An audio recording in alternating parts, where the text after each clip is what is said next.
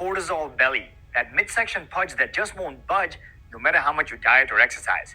The thing that people do when they notice that belly fat is decrease their caloric intake or start some intense workout programs, which is the opposite of what you need to do.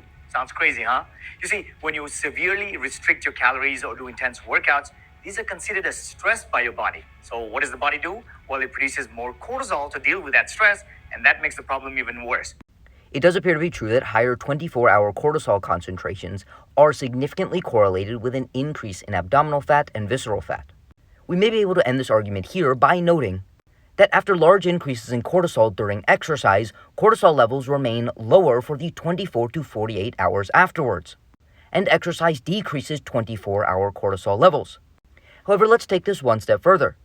Cortisol increases lipolysis, which is the release of fatty acids from adipose tissue.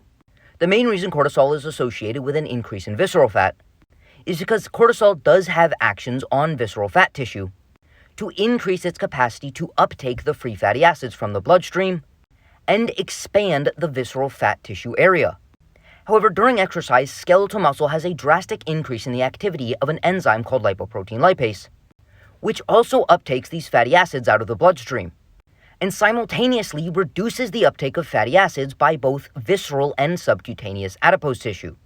So it is true that cortisol concentrations at rest can increase the uptake of fatty acids in visceral fat stores. During exercise, the muscles are so sensitive to uptaking these fatty acids out of the bloodstream, they essentially steal these fatty acids from visceral fat tissue.